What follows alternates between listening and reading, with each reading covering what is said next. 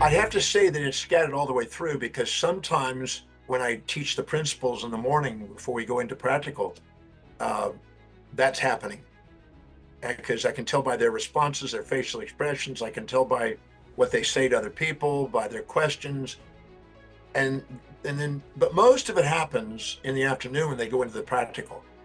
Because some of them get it with theory, but then when they actually get in there and do the work, and then all of a sudden they start crying and they have to have tissues there because they realize, oh my God, what I've been condemning, I'm doing. That's me.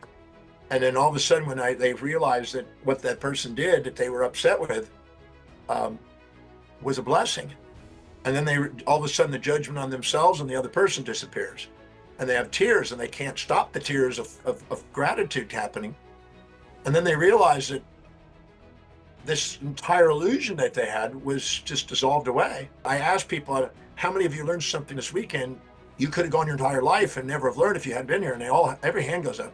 I said, and how many of you probably have other people you have distorted views of? And all the hands go up. And I said, well, so it's up to you now. You can use this tool and apply this tool and dissolve a lot of the baggage you're carrying around. Otherwise, you're weighing yourself down gravitationally instead of lighting yourself up with radiation and inspiration. So yeah, I see it throughout the breakthrough at various times, but I'd say it crescendos as we go through.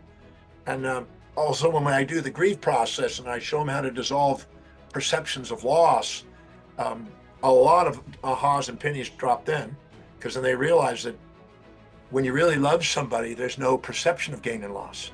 You feel their presence.